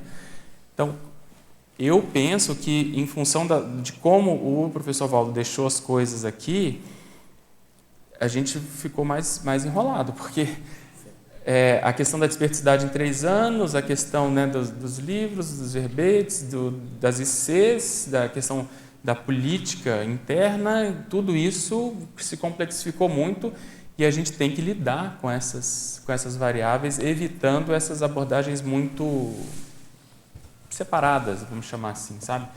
Não tem jeito, tem que tentar levar as coisas mais ou menos de jeito e ver aonde que aquela pessoa ela está tirando o corpo fora. Então, essa comparação, por exemplo, com a produção do passado, tem esse atenuante que eu vejo da complexidade que é aqui. A Rosa Nader, não sei se ela está aí, eu sempre me cobrei muito da minha produção, né, comparando com o Littré, e ela sempre lembrou isso. Ela, tudo bem, tem isso, mas você tem que também lembrar da qualidade de um verbete, por exemplo, no sentido que são informações que envolvem multidimensionalidade, a série X, que envolvem o parapsiquismo, né, assistencialidade, que são muito mais avançadas do que certos livros que a gente escreveu no passado das áreas da ciência convencional, ou mesmo do parapsiquismo, porque havia muito misticismo. Às vezes a Mega GESCOM, né, ela pode ser menor em tamanho, até em publicidade, mas é muito mais densa lá dentro do que a obra-prima que você fez na vida passada, né? E uma coisa que eu penso também, não sei se você concorda, a gente, vamos supor que tem tido uma produção ou uma vida importante na área da ciência. A gente veio trabalhando com ciência há muito tempo, há muitos séculos. Uhum. Aquilo foi o auge, né? O pináculo, só o grande finale do seu trabalho. A partir do momento que a gente começa a trabalhar com evolução, você passa a ser jejuno, né? Perfeito. Você era extremamente veterano, você tirava de letra, agora não, você vai para o fim da fila. Né? E outra coisa interessante que eu vejo é o processo assistencial e pedagógico no sentido o seguinte, vamos supor que você tenha sido uma dessas pessoas, que vamos supor, um marco dentro da ciência, né? A pessoa tem uma contribuição expressiva, no caso do Darwin, por exemplo. Quando essa pessoa ela faz essa virada para a evolução, para o processo vamos chamar do paradigma consciencial, da evoluciologia, ela vira um foco parapedagógico muito grande para os amparadores poderem atender o povo dela. Olha, se o fulano, que é o fulano, já está nessa, por que vocês vão ficar ainda, né, na ciência convencional só? Então, eu vejo muito essa condição. E aí tem que ver o nível dessa virada. Porque a pessoa que fica um pé em cada barco, ela vai apanhar dos dois lados. Então, o caso, por exemplo, do Darwin, que a gente acompanhou, tem o fôlego dele, tá certo? A gente tem que respeitar isso e tá tudo certo, porque a pessoa ela tem uma história dentro da ciência convencional atual. Então, o nível de reciclagem dele é muito mais complexo do que eu que nasci quase na Conscienciologia, Cris, vamos supor, 13 anos está lá na casa do Valdo, não dá para comparar. Então, ele já tem uma história, então é muito mais difícil. Mas, por isso que as possibilidades estão todas abertas. Se ele fizesse uma reviravolta cirúrgica, e no começo havia essa intenção de fazer uma casa aqui, de escrever vários livros dentro do nosso paradigma, mas imagina o que não ia dar essa condição. Mas a consciência é difícil, ele está fazendo um bom trabalho no ritmo dele. Então, a mesma coisa a gente. Às vezes a gente conseguiu vir aqui nascer, vamos supor, a Cris veio já aqui, mas isso a gente tem que ficar atento para não servir de já estou aqui, como foi falado, já cheguei, há uma certa acomodação, então não pode, aí é o contrário, tem que também completar essa virada naquilo que for possível, né, para dar esses exemplos para os nossos pares, né, do passado, atuais e do passado. Pedro, eu queria que você frisasse mais essa questão da grupalidade. Eu acho que assim, a gente pensa muito em retrocognição, aquela coisa, eu vou lembrar de uma coisa, e esquece que toda retrocognição é grupal. Eu acho que não há exceção a essa regra, assim, pelo menos o que eu já vi na minha experiência. E o tanto que é importante também do grupo para dar o feedback para você pôr seu pé no chão. O que dá a noção da realidade, da sua autoimagem, que ela falou, né, da distorção da autoimagem, quando você começa a lembrar do passado, é o grupo, né? Parece que ele que te estabiliza. E eu vejo muito assim, quanto mais eu afasto do grupo, mais eu vou tendo uma noção assim, de irrealidade. Quanto mais eu aproximo do grupo da Conscienciologia, lá da consecutiva, mais aqui parece que eu vou pondo meu pé no chão, eu vou, sabe, estabilizando. essa necessidade, eu acho assim, que da interação com o grupo, para te dar... porque você fica muito, vamos dizer assim, estratosférico, né? Quando você começa a ter certas cognições, aquilo vai se misturando muito na sua cabeça. Vidas passadas com essa vida. E parece que o grupo te fornece aquela estabilidade, né? Para você analisar aquilo ali friamente, com os feedbacks, né, que o grupo te dá. Eu acho que é importante frisar essa questão grupal, né, da serialidade, né? Eu só vou complementar, porque o que eu estou pensando tem a ver com o grupo, que a gente estava falando na questão de escrita, que às vezes as pessoas dizem, não é para mim escrever, e eu acho que tem a ver com o grupo, porque além de tu escrever, tu vai depender de alguém que faça a revisão, que tenha tempo de fazer essa revisão. Estou falando isso porque eu escrevi um livro, meu livro está bastante tempo nesse processo, né? Tem a editora, tem a forma que tu vai ter condições de bancar, e eu acho que tem a ver com o grupo isso, assim, de tu não te isolar e tu procurar resolver todos esses percalços que aparecem nesse sentido quando tu... Exatamente. Então, essa questão do grupo é fundamental, tanto que muitas pessoas me procuram, às vezes, com retrocognições ou com hipóteses e não sabem um pouco o que fazer com essa condição. E o que a gente orienta é um pouco isso. Você precisa ter alguém em quem você confie para você trocar ideias. A gente procura criar isso na Consecutivos na forma de atendimento. Tem um Cronos, que é gratuito, tem essas assessorias, que é para a pessoa expor, olha, isso aqui aconteceu comigo. E aí você analisa e você dá um feedback. Não é juízo de valor, está certo, está errado, mas você dá parâmetros para a pessoa, para ela, primeiro, não se contentar só com isso, porque às vezes a pessoa acha que aquilo já é o definitivo, já acabou, e sacramentou. A gente fala, tem muita coisa para fazer aqui em termos de análise científica mesmo, da própria... Houve um fato, que é um fato parapsíquico, né, um parafato, e você precisa analisar isso com mais calma, critério, precisa acumular mais dados, mais fatos, quer dizer, precisa ter calma para acumular. Então, isso é o feedback que a gente vai dando. Outra coisa, precisa analisar isso, então você vai passar um crivo nisso, e aí a gente conta muito com a ciência convencional para isso, as abordagens, as fontes históricas, como lidar com hipóteses, o que é um problema de pesquisa, enfim. Então, isso faz com que a pessoa veja que aquilo é só o começo. Às vezes a pessoa já está mais adiantada, tem vários dados, mas faz com que ela coloque o pé no chão nesse aspecto.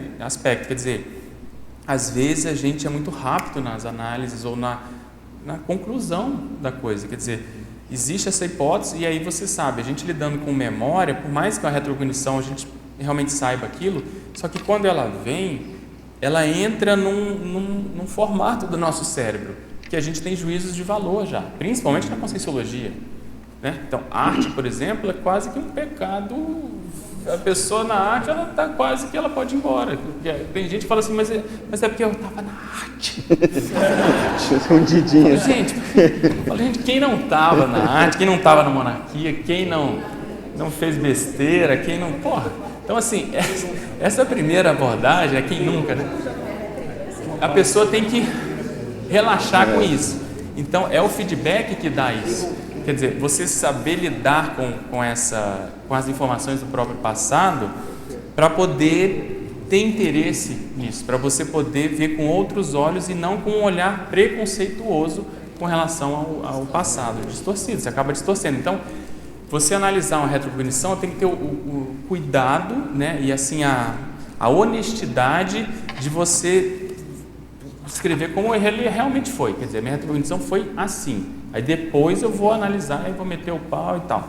Então esse é o primeiro aspecto da grupalidade que eu vejo. E aí no caso do livro é fundamental, porque a gente tem muitos vieses, tem muitos erros, e tem muitas pessoas que ficam indignadas com editares, com revisor, e vai e volta. Então, a grupalidade é isso, não significa que a pessoa está totalmente errada, mas se ela der abertura para esses feedbacks, vai se chegar ao meio termo, que vai ser o melhor para ela.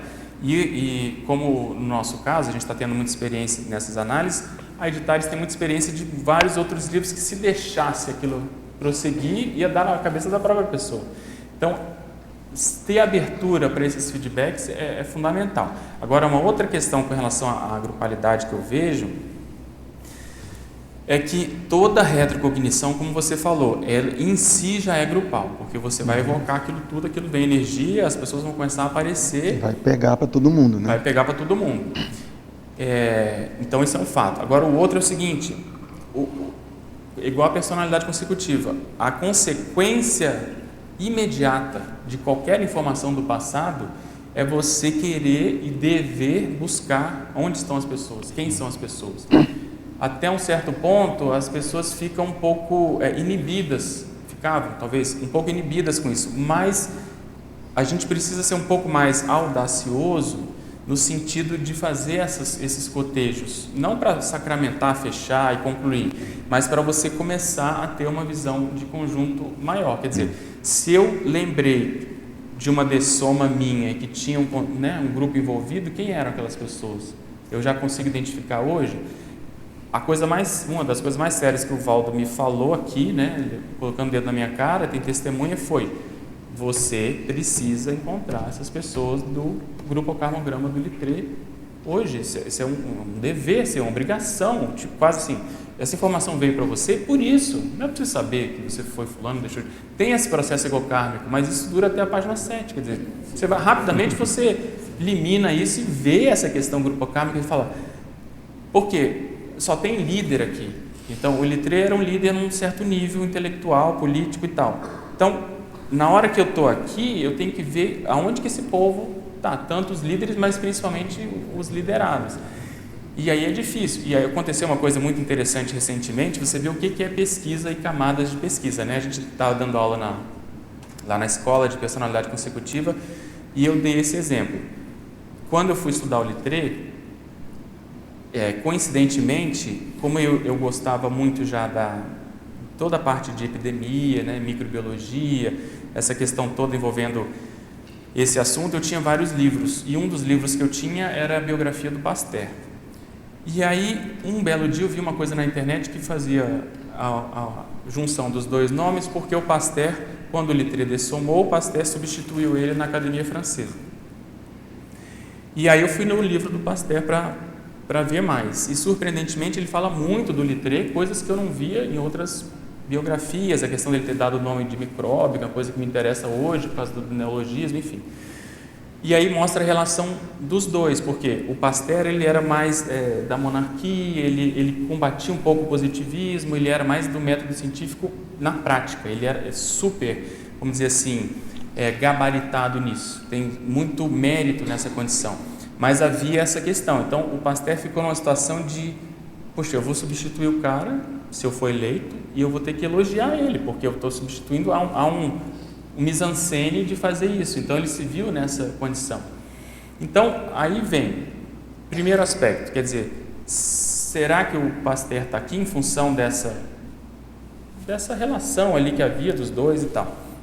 Quando eu li a primeira vez, eu vi nessa camada. Aí eu fui preparar essa aula de biografologia, eu reli esse capítulo lá da biografia do Pasteur, e um detalhe impressionante, que é o seguinte, eles falam lá, Pasteur estava concorrendo à vaga do Littré, era o mais cotado, mas haviam outros também que estavam competindo, que estavam concorrendo com ele.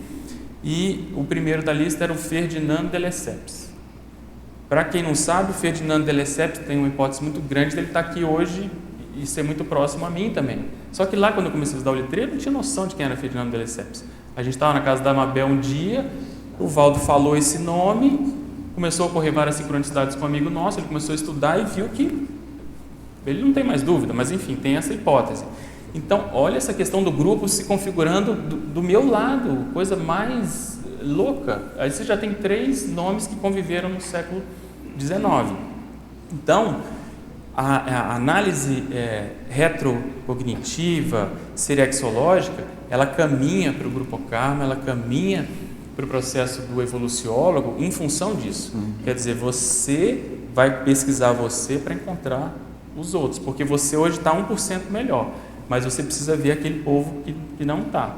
A coisa que mais me impactou, uma das coisas que mais impactaram em termos de fenômeno, eu conto, é no ECP2, eu estou lá no transe, eu estou atendendo o povo aqui. Eu começo a sentir como se fosse um controle remoto na minha cabeça do lado de cá. Uma coisa assim.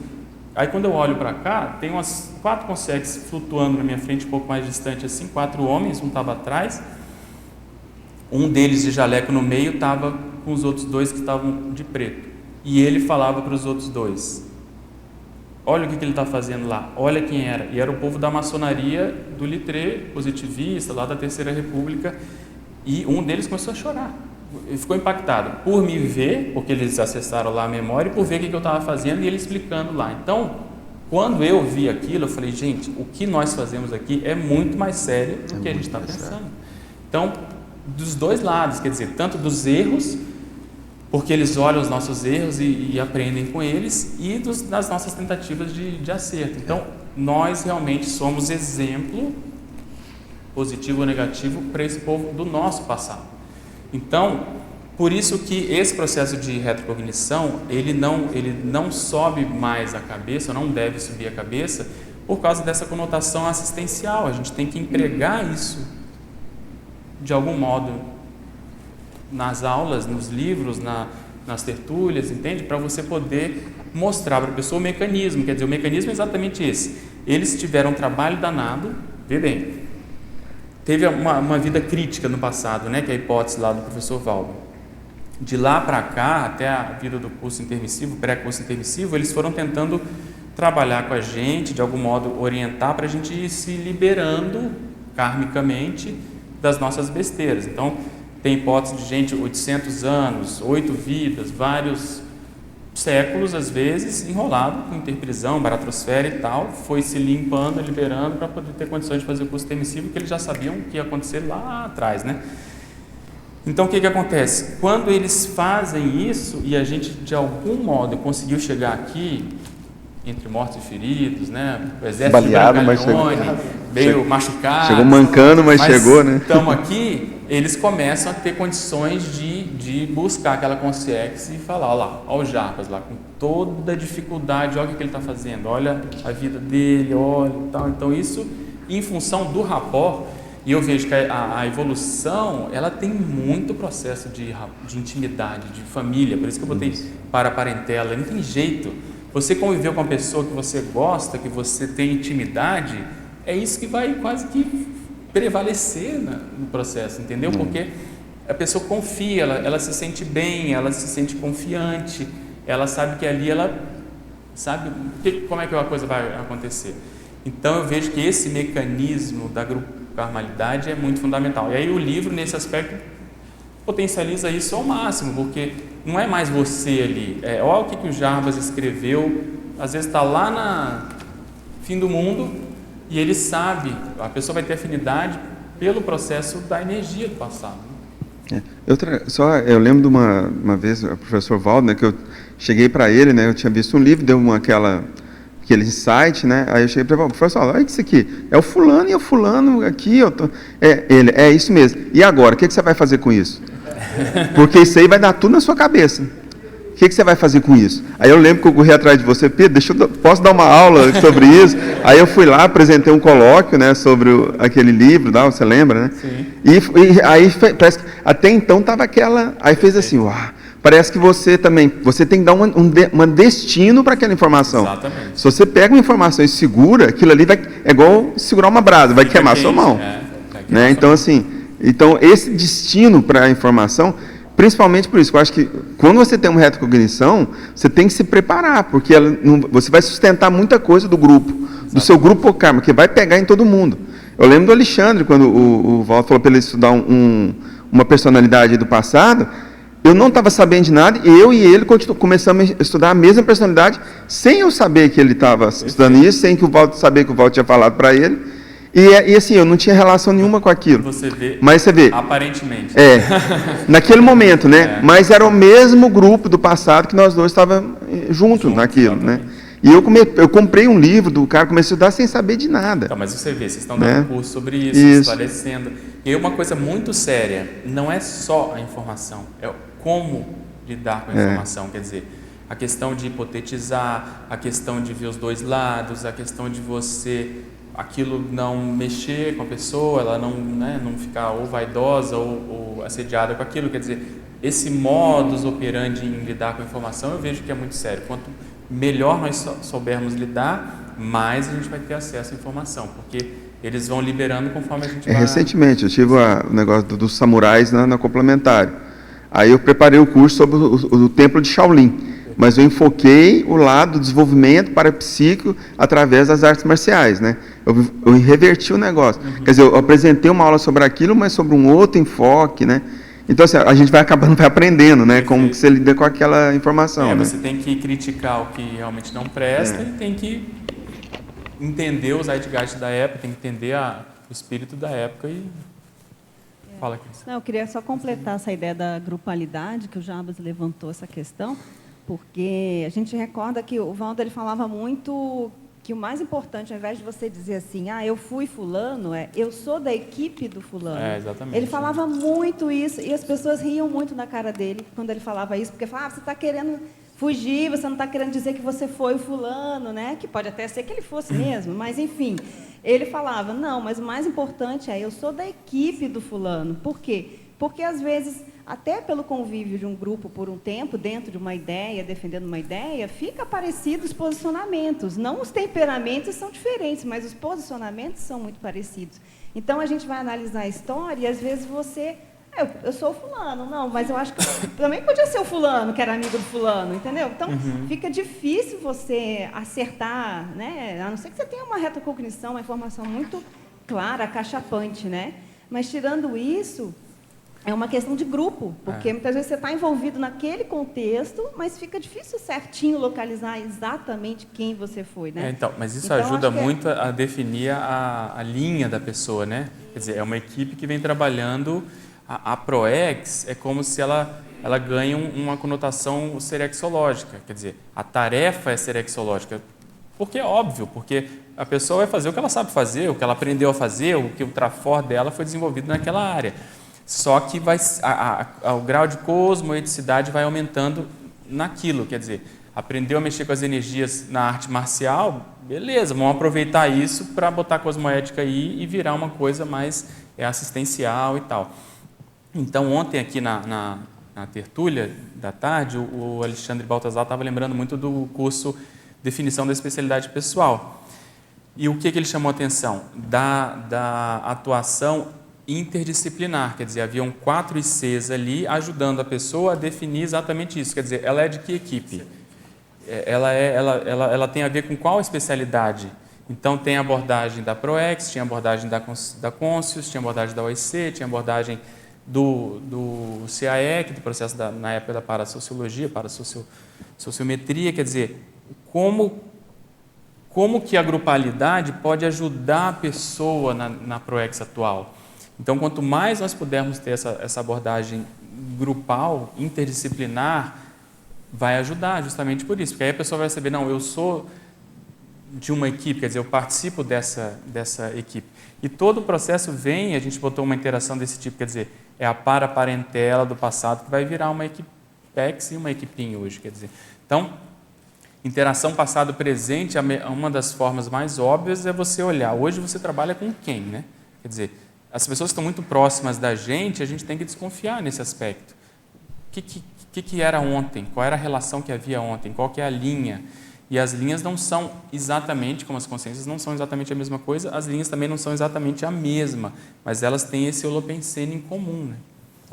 E só para fechar, o que eu queria ressaltar é a atividade do colóquio que a gente tem lá na Consecutivos, porque a pessoa leva uma hipótese de pesquisa que ela está estudando, seja de personalidade, seja de grupo, seja de tema histórico, e sem essa obrigação de ter que dizer, eu fui fulano, eu fui ciclano, né? Então, ela vai lá e leva a hipótese dela, estou estudando, ainda não sei, mas tem a ver comigo esse holopensene, essa questão, esse grupo, né? Então, acho que o colóquio que é o que o Jarbas trouxe aqui, né? É uma atividade bem, assim, despretensiosa nesse sentido, Sim. Mas que ajuda muito a dar vazão a essa troca de ideias e o grupo dá feedback para a pessoa. Então, né? mas voltando a uma coisa que a gente estava falando antes, que é uma obrigação nossa, que a gente está arrumando tempo lá, a Daiane e todo mundo, que é começar a esboçar isso numa parede, numa coisa um pouco mais assim, macro, para a gente poder ter essa visão de conjunto. Então, vamos supor, no último colóquio foi evocado o processo russo. Então, e o professor Valdo também, entre aspas, né, estigmatizou certas pessoas aqui com o processo russo, quer dizer, ele falou que a pessoa tinha a ver com aquilo. Então, nós temos a obrigação, em termos grupais, de estudar isso de algum modo. Quer dizer, o processo está aí, está acontecendo, óbvio que as pessoas são as mais interessadas e tem que dar esse tempo, mas se a gente começar a juntar o processo russo daqui, o processo francês dali, o processo da Inglaterra, sei lá, da Espanha, você começa a ter uma visão de conjunto para você poder tirar mais partido em termos da Max ProEx atual. Quer dizer, quanto mais a gente tivesse, que era o que o Valdo sabia e fazia, né? Ele pegava a pessoa e o perfil dela e botava numa atividade bem de acordo. Então, se a gente souber fazer isso, com isenção, com o máximo de cosmoética possível, a gente vai poder se ajudar mais nesse aspecto. Quer dizer, a própria pessoa vai assumir mais o passado dela, o que ela tem a ver, ela é refém dessa cognição, dessas experiências que ela teve no passado, e mais a gente vai poder, uns com os outros, sabe, ajudando nisso, sem tanto conflito. Porque uma coisa é fato, quanto mais cosmovisão, menos conflito, porque você tem mais dados, você perde aquela monovisão, aquela coisa do dia a dia, do imediatismo, você tem uma visão de conjunto um pouco maior e supera mais esses rompantes que nós temos no próprio grupo, que é comum.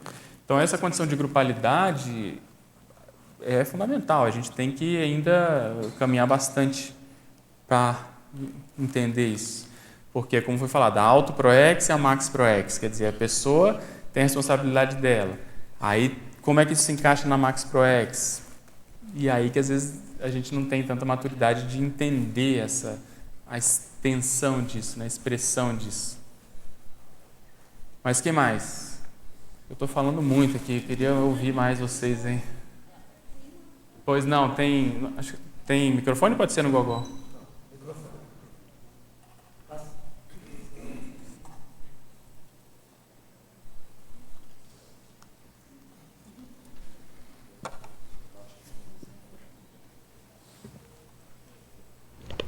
A gente está estudando a raiz serexológica, né, nesse primeiro semestre. E eu queria saber assim, se você já identificou tipo um fio da meada que passa de você no litrei e vai para uma raiz que te permita achar uma sequência lógica de vidas sucessivas naquele fio daquela raiz, sabe?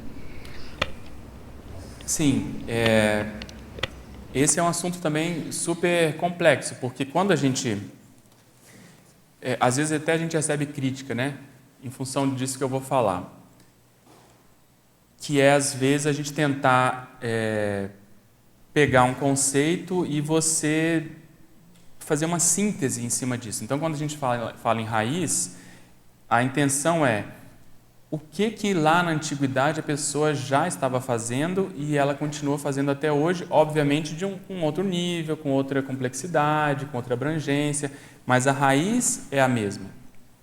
Então, vamos supor, e aí vem muita singularidade, o que é a pessoa, porque nós somos polivalentes, então é difícil você ver uma raiz. Do mesmo modo que a Conscius, quando vai ajudar a pessoa às vezes tem dificuldade de preencher o conscienciograma, mas ela tem que dar uma nota ali. É difícil, mas ela tem que dar nota. Às vezes é 1% para cá, 1% para lá. Então, na raiz, nós estamos querendo buscar o que é aquele um pouco mais antigo. Para saber o que é um pouco mais antigo, a pessoa tem que ver o que ela hoje faz com mais naturalidade, o que ela faz com o pé nas costas, o que é o mega trafor realmente dela. Então, por um lado, parece uma simplificação, porque a pessoa não se resume a isso, uma linha, mas, por outro lado, isso é uma informação condensada.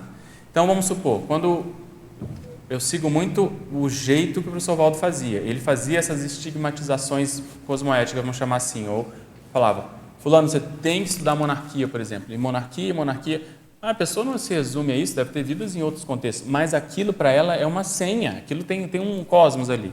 Então, raiz nesse sentido. Aí você perguntou do meu caso. Olhando essa vida, e aí eu posso dar os fatos. Primeira coisa que preciso ainda pesquisar muito, mas a hipótese que se tem é que é um processo intelectual, mas muito vinculado a alguma coisa de linguagem ou gramática ou letras ou alguma coisa nesse aspecto. Por que eu acho isso? Primeiro, pelo que eu mais gostaria de fazer se eu estivesse sozinho, não tivesse mais nada. Isso foi uma dinâmica que a gente fez até nessa época dos especialidades. Tinha lá, até o pessoal da PEC se ajudou. Resume em 3 áreas da sua vida. O meu caso era, eu estava no AVA, na época, eu estava na questão do epicentrismo e eu estava no dicionário de jargões, se eu fosse resumir. E aí, mas se você pudesse fazer só uma coisa. Aí eu falei, dicionário de jargões. Aí a pessoa lá falou, não, você não entendeu. Se você pudesse fazer só uma coisa, o que você faria? Dicionário de jargões. Não, você não entendeu. Porque não sabia de letreiro, não sabia de nada. E ele queria que eu falasse o epicentrismo. Então, veja, o parapsiquismo não é a minha raiz mais profunda, não é. É alguma coisa para cá. Então, isso é um fato. Por que eu cito esse fato? Porque ele é espontâneo. Eu não sabia nada de letreiro. Houve uma coincidência lá com o professor Valdo, que ele fez um jeito de eu cair nessa condição do dicionário de jargões, óbvio, mas havia a minha satisfação de mexer com aquilo. Aí, se eu pego o letreiro, mais ainda. Se eu pego 2 falas do professor Valdo, uma que desde o Egito Antigo que eu mexo com isso, que aí é mais óbvio em termos de raiz, e outra quando ele fala que eu tenho que analisar um fato, que é o fato de eu ter ficado com ele muito próximo, né? Nesses últimos 10 anos é de manhã, de tarde, de noite, foi de manhã, de tarde, de noite, eu e a Cris, dentro da casa, fora da casa, coisas íntimas, coisas fora, coisas tipo para a imprensa, coisas... Então, e quando ele fala que essa alocação, no caso de função, foi muito em função da neologística, da palavra, dos debates que a gente tinha, me faz ver que talvez a experiência que eu mais tenha, não significa que eu tenha acessado, que eu saiba, que eu seja bom nisso hoje, não é. Mas em termos de satisfação e de contribuição, foi nesse aspecto. Então, eu vejo uma raiz nisso. E aí, a gente começa a acrescentar dados, que é o fato da dupla, quer dizer, qual é a raiz da sua dupla, do seu duplismo. O seu duplo karma, ele bate em qual área semântica? Corrobora com isso. Outra coisa que eu queria dizer aqui é o fato justamente daquilo que eu falei um pouco antes, quer dizer, dos temas que eu lido, esse é um que, por exemplo, eu não sei nada de tradução, sei parcamente o inglês, mas se eu mexo com tradução, aquilo cria um campo, eu tenho ideias, eu fiz um verbete chamado Multitraduciologia, que eu li vários livros sobre o processo de traduzir, sem ter a mínima condição. Mas isso é bom, por um lado, porque é espontâneo. Porque se eu fosse poliglota, se eu tivesse formado em letras e tal, seria uma coisa mais ou menos óbvia. Mas não é. Então, por aí, ou seja, por aquilo que te dá satisfação, por aquilo que abre o seu caminho, quer dizer, eu escrevi, 90 verbetes. Esses que envolvem tradução, que envolvem linguagem, que envolvem alguma coisa mais vinculada ao processo intelectual, vai lá na frente. Então, mas eu tenho alguma coisa de parapsiquismo? Tenho outras coisas? Eu tenho. Então, você vai ver o caso do professor Valdo. Eu colocaria a raiz dele, que é o diferencial maior, num processo parapsíquico. Mas você vai falar, mas ele tinha a pedagogia, ele tinha intelectualidade muito forte, ele tinha outros... Sim, mas o que eu acho que talvez seja o mais antigo seja o processo parapsíquico. Cabe contra-argumento, cabe uma série de argumentações. Mas o que eu procuro entender enquanto teoria é isso. A gente tem que tentar tirar a nossa multidotação e ver qual que é o mais antigo. Então, se um trafor que eu acho que eu tenho, de mega trafor que eu colocaria, alguma coisa em termos de racionalidade, porque esse trabalho intelectual me conduziu mais para isso, para ser um pouco mais, talvez, ponderado, racional, do que outras condições. Então, o nosso desafio na Consecutivos é unir isso tudo, tem que ter uma lógica isso, quer dizer, a minha raiz, ela tem que conversar, por exemplo, com o meu trafar. Qual que é o meu mega trafar? Às vezes um excesso de criticidade, às vezes certos apriorismos intelectuais, racionais. Eu devo ter tido muita vida como advogado, por exemplo, que o advogado tem muita argumentação.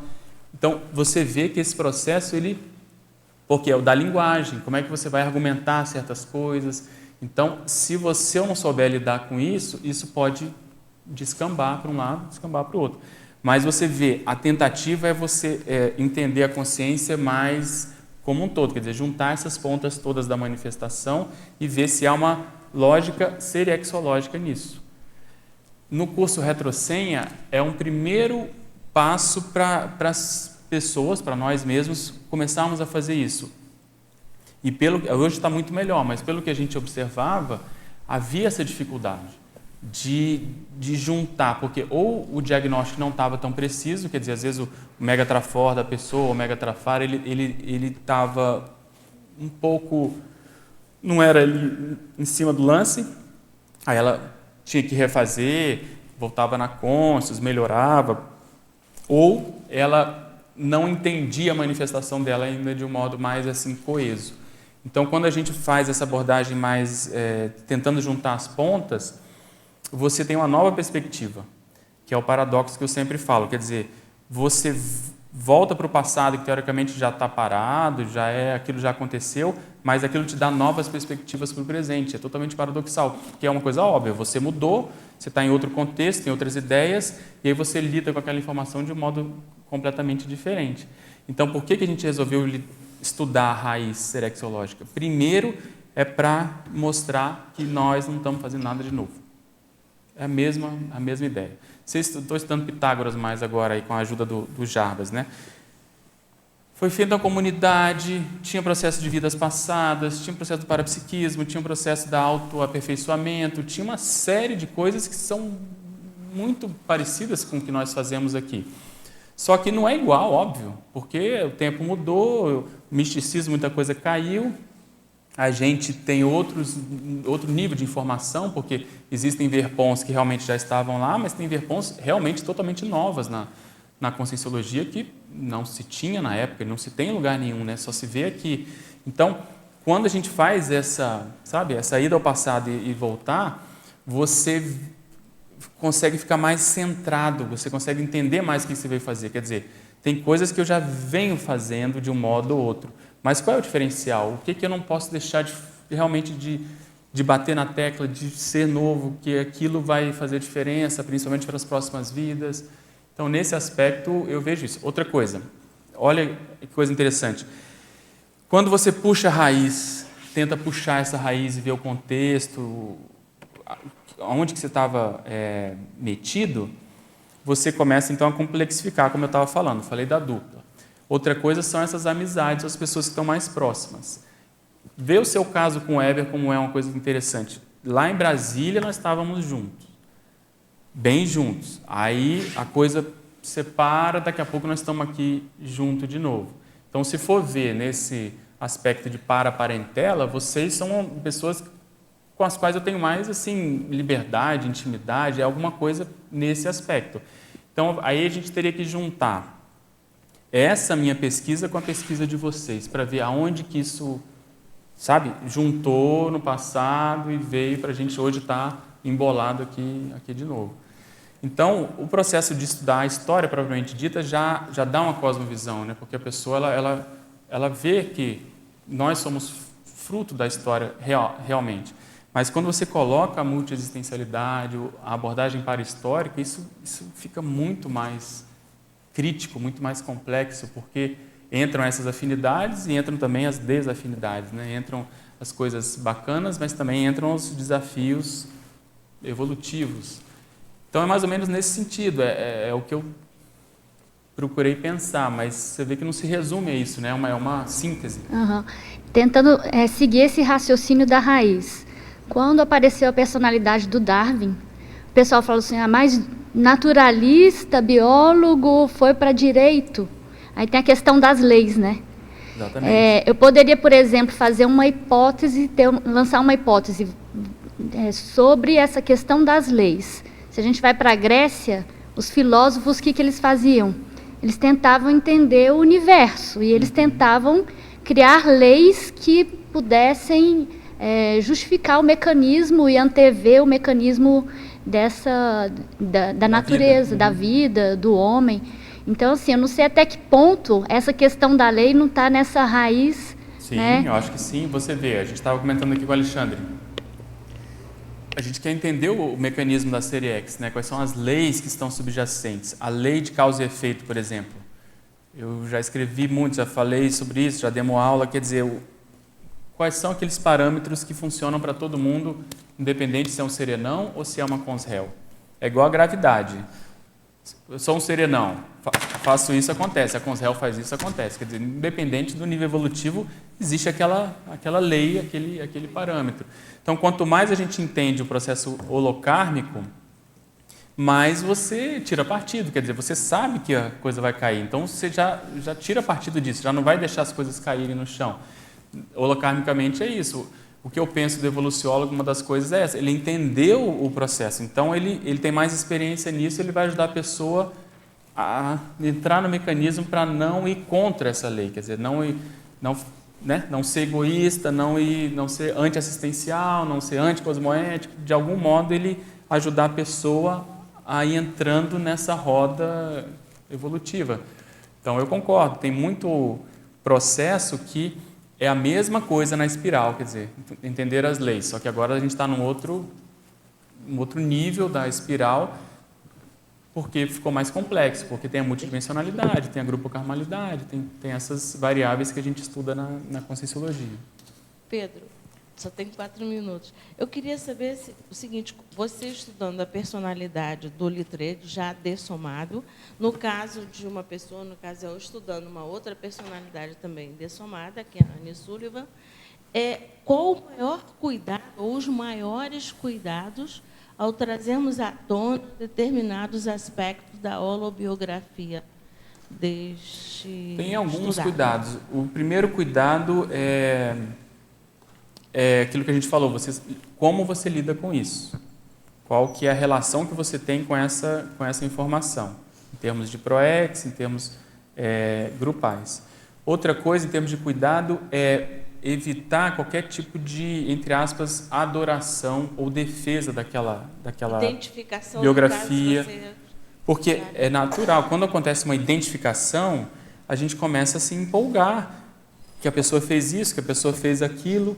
Então, primeiro, não defender nada dessa personalidade. Segundo, evitar qualquer tipo de reprodução na vida atual, no sentido mais literal. Então, você tem que adequar aquela informação, aquela mensagem à proex atual. É nesse sentido, de ver a linha, de ver qual a especialidade da Conscienciologia que conversa com a especialidade dessa retropersonalidade. Quer dizer, ele se encaixaria melhor aonde que ele renderia melhor. O acerto que eventualmente ele teve vai ser potencializado aonde aqui.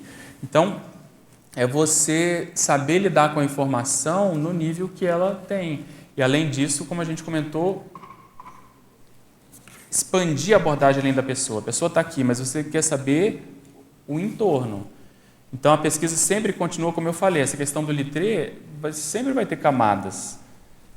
Mas isso não é mais o prioritário. O prioritário é ver o grupo, né? As pessoas, quais são as derivações, ou qual a lei que o caso do Littré, ou esse outro caso, ele está dizendo para a gente, às vezes a gente não sacou.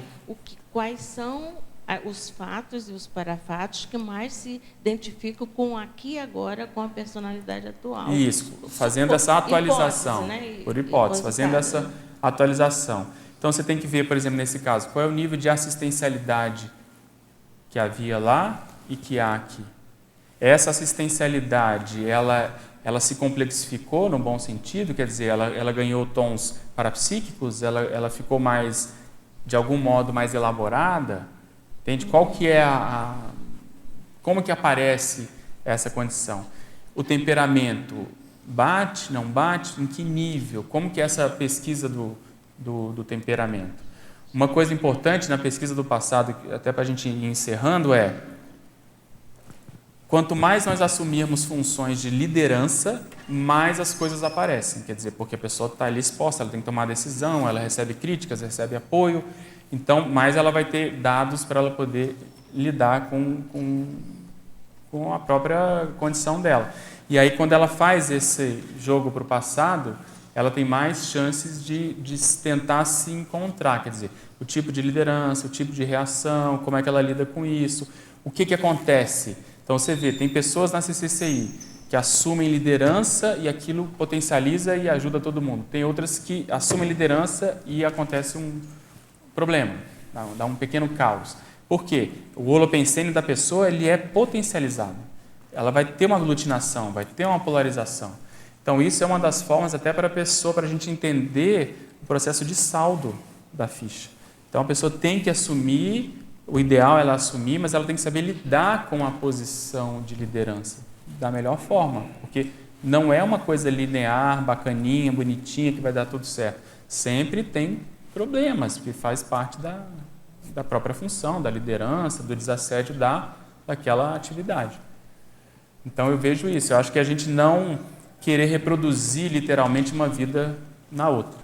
E essa condição de liderança, porque só tem líder aqui, é um bom parâmetro para a gente poder fazer essa pesquisa de um modo mais profundo.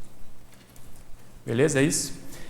Pessoal, eu queria convidar todo mundo para o próximo domingo com a professora Adriana Lacerda. O tema é Código de Princípios Cosmoéticos, na especialidade de Cosmoeticologia. Então, próxima tertúlia matinal, dia 8 de abril. Eu agradeço aí a presença, a paciência de vocês, para a gente poder debater esse assunto. E até a próxima.